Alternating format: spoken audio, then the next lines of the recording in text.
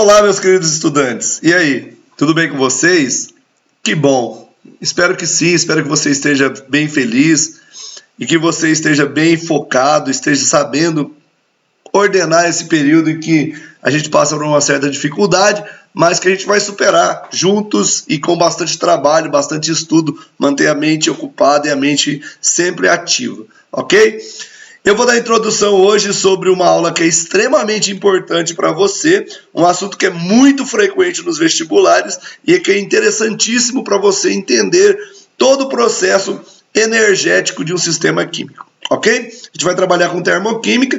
Termoquímica é um assunto bastante cobrado nos vestibulares porque energia sempre foi e sempre será um problema para humanidade. A humanidade gasta muita energia e ela precisa saber como lidar com essa energia, como entender os processos para poder melhorar a forma como ela obtém energia, obtê-la de uma forma que degrade menos o ambiente e obter várias alternativas de fontes energéticas, ok?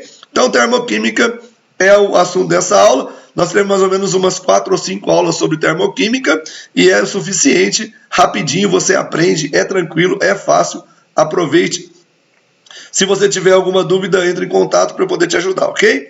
Então, termoquímica é um dos setores da fisicoquímica. A fisicoquímica abrange aí 5 setores, e esses 5 setores respondem por 50% das provas do vestibular normalmente. Uma prova de química bem equilibrada tem 50% das suas questões na área de fisicoquímica, e esta aqui é a parte mais tranquila dela, tá? É a parte mais curta, que estuda as reações segundo a quantidade de energia envolvida, a quantidade de energia envolvida na reação química, ok? Para entender termoquímica, é essencial que você entenda um conceito, que é o conceito de entalpia. Entalpia é uma quantidade de energia, uma forma de energia. E essa energia é uma energia potencial, é uma energia que fica guardada, que fica armazenada. Armazenada onde? Armazenada nas ligações que se formam entre os átomos que constituem a minha substância. Então, quando há formação de ligações entre os átomos de uma substância, nessa ligação eu armazeno, eu agrego uma certa quantidade de energia. Essa quantidade de energia é conhecida como entalpia, ok? Dentro da termoquímica, a gente vai estudar a energia envolvida nas reações e, em termos de energia, existem algumas classificações para a reação. Existem as reações endotérmicas. Endo é dentro, térmico é calor. Calor para dentro, uma reação endotérmica é aquela que traz o calor para dentro, ou seja, que absorve calor, que absorve energia, ok?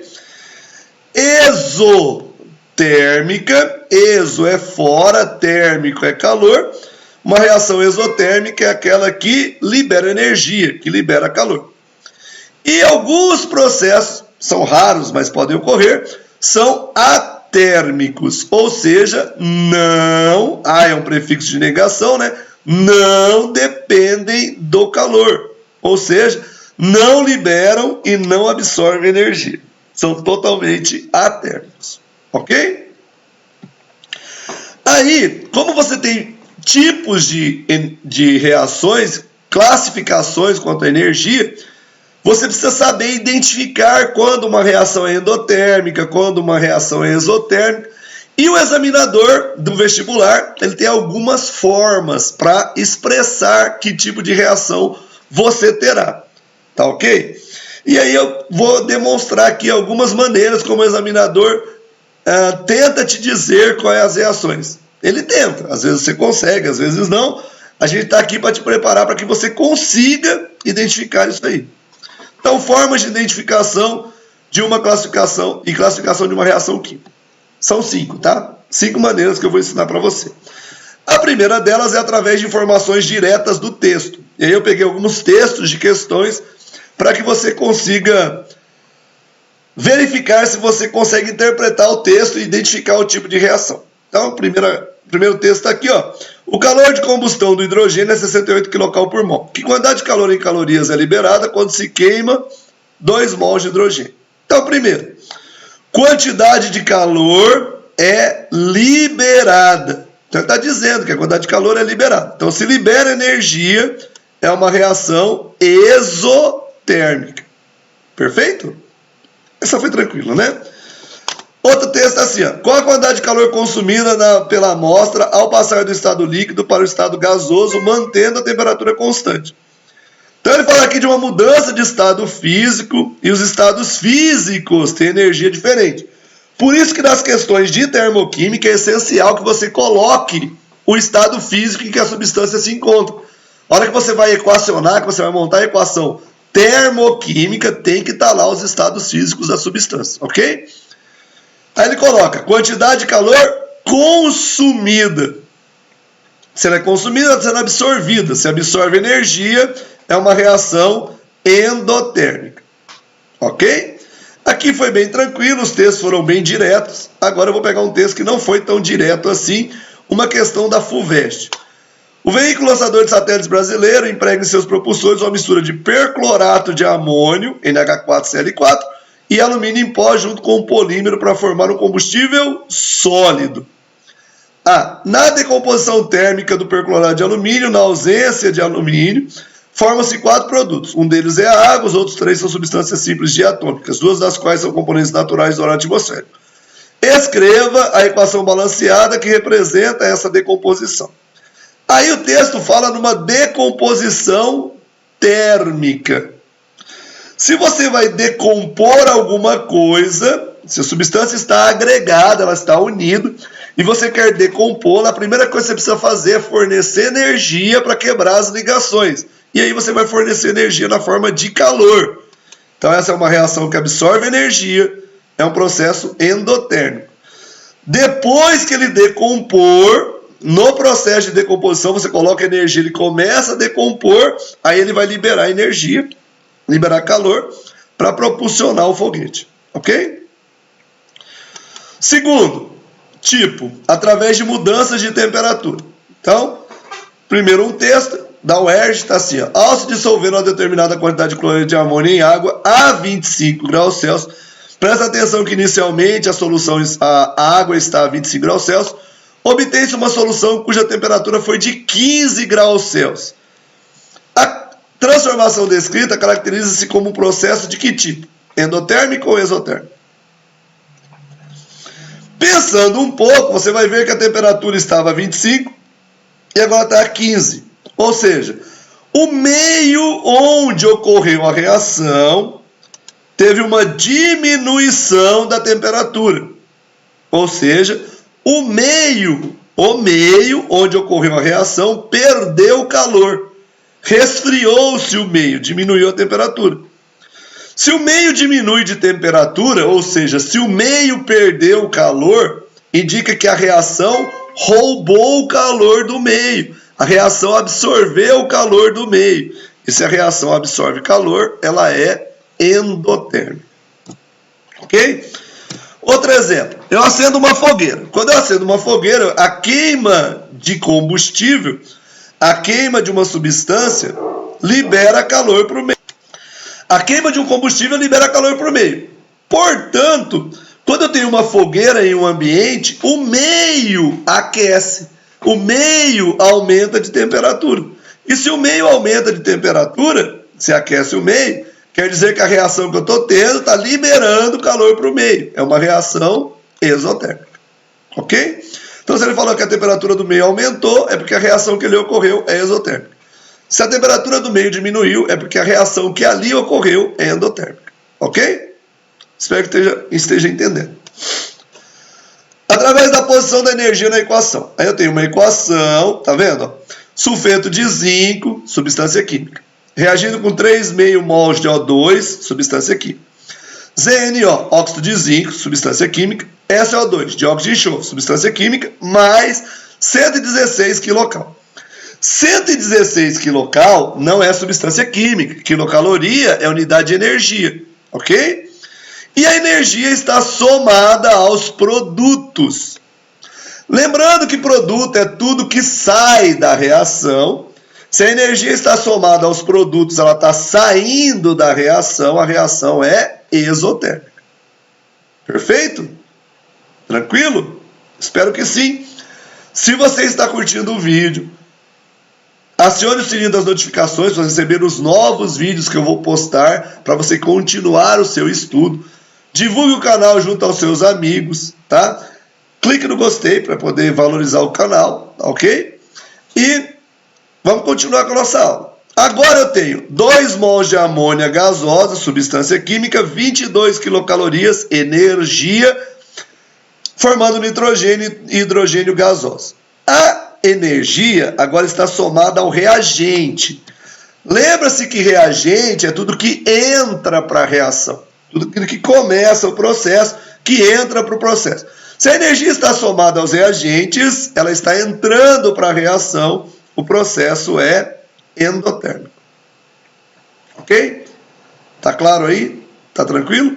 Acho que sim. Última hipótese dessa parte, ZNO mais carbono formando Zn mais CO. Então, óxido de zinco mais carbono formando zinco mais monóxido de carbono menos 58 kcal.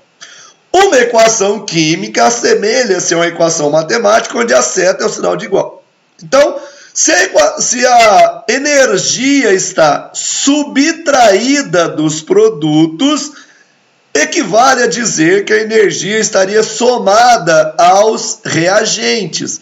E quando a energia está somada aos reagentes, ela está entrando na reação, o processo é endotérmico. Ok? Fica ligado, fique atento, focado, que você não erra. Vamos continuar. Agora, a parte que o examinador mais gosta, né, que o aluno tem mais dificuldade, é por isso que ele mais gosta, que ele consegue eliminar a maior parte dos examinandos, mas não é o seu caso, porque você está ligado, você está atento, você vai entender. Se não entender, vai me questionar e a gente vai sanar todas as dúvidas, você não errar nenhuma questão de termoquímica, ok? Então, representação gráfica, gráfico. Os gráficos em termoquímica têm 2 parâmetros. No eixo vertical, tá? Nas ordenadas, entalpia, ou energia, em quilojoules. No eixo das abscissas, eixo horizontal, sentido da reação ou caminho da reação. Ok? Aí vem o gráfico, por exemplo, assim. Importante, né? Toda reação começa, aqui é o início da reação. E toda reação inicia-se pelos reagentes.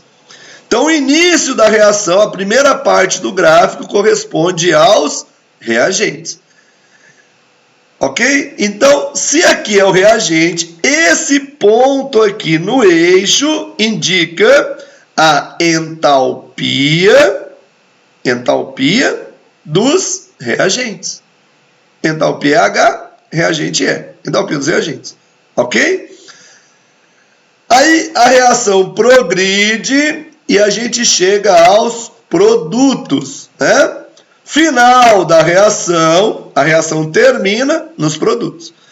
Se aqui é o produto, se eu puxar esse ponto até o eixo, essa marcação aqui no eixo se refere à entalpia dos produtos. Entalpia dos produtos, ok? Aí eu observo que eu comecei com uma energia maior. A reação se processou e eu cheguei a uma energia menor. Comecei com mais energia, terminei com menos energia, o que indica que parte da energia saiu do processo. Parte da energia foi liberada. O que indica que essa minha reação é exotérmica. Ok? Então, olhando para o gráfico, eu vou ver que o ΔH, a variação de entalpia, a entalpia do produto menos a entalpia do reagente. Como eu tenho uma entalpia do produto menor do que a entalpia do reagente, como o produto tem menos energia do que o reagente, a minha energia final é menor do que a energia inicial, eu estou perdendo energia, a reação é exotérmica. Ok? Entendeu? Espero que sim. Qualquer dúvida, se você é meu aluno, você tem meu contato, meu WhatsApp, entre em contato comigo. Ok? E eu sanarei as suas dúvidas. Vamos dar continuidade então? Continuamos fazendo a classificação e ainda estamos no quarto item, são 5, né? Reação através da representação gráfica. Então, vou construir o gráfico de novo. Entalpia em função do sentido da reação. Agora o gráfico é diferente, tá vendo? Tem um outro formato. Mas eu continuo tendo no início reagente e a entalpia do reagente. No final, o produto e a entalpia do produto. Só que agora o reagente tem uma energia menor do que o produto. Eu começo com uma energia menor e eu termino com uma energia maior, o que indica que a energia está entrando para a reação. Então tem um processo que absorve energia, ok? Veja que a distância do produto ao reagente é o nosso ΔH, que é o H do produto menos o H do reagente. Como agora o produto, que é o final, tem uma energia maior do que o início, se eu tenho mais energia no final do que no início, quer dizer que eu ganhei energia, então a reação é endotérmica. Beleza? Para encerrar, última parte, última forma de identificar a reação química, segundo a sua energia, é pelo ΔH, ok? Pelo sinal do ΔH. Então vamos recordar os conceitos, né? Delta é variação. O delta significa variação ou mudança, certo? Se eu tenho uma variação, eu tenho uma mudança, eu tenho o estado final e o estado inicial. Então a variação é sempre o final menos o inicial. Sendo assim, a variação de entalpia, o ΔH, né, é a entalpia final menos a entalpia inicial. Entalpia final menos a entalpia inicial. Como você sabe, o final da reação é sempre o produto. E o início da reação é sempre o reagente. Então, o ΔH pode ser dado como H do produto menos H dos reagentes. Certo? Observando isso aqui, eu percebo que o H do produto é a parte positiva. E o H do reagente é a parte negativa. Quando eu tenho a soma de valores de sinais opostos, o sinal do meu processo será sempre o sinal do maior. Se o H do produto for maior do que o H do reagente, ou seja, a parte positiva é maior do que a parte negativa, o ΔH será positivo. Se o ΔH é positivo, indica que o produto, o final, é maior que o reagente, é maior que o inicial. Se o final tem mais energia do que o início, indica que eu absorvi energia, ou seja, que o processo é endotérmico. Se ocorrer o oposto, se o produto é menor que o reagente, se a parte negativa for maior e a parte positiva for menor, o ΔH será negativo. Se eu tenho menos energia no final do que eu tinha no início, indica que eu perdi uma parte da energia, ou seja, que a reação é exotérmica. Então, se o ΔH é negativo, a reação é exotérmica. Ok? Exemplos. Eu tenho N2 mais O2 formando 2NO2, ΔH positivo, reação endotérmica. Eu tenho N2 mais 3H2 formando amônia, ΔH negativo, menos 90, ΔH negativo, reação exotérmica. Ok? Essa é a nossa aula inaugural sobre química, sobre termoquímica, tá? Teremos mais aulas na sequência. Espero que você tenha gostado do vídeo, que ele tenha sido bastante didático e elucidativo para você. Qualquer dúvida, entre em contato comigo. Boa reclusão e bons estudos para você.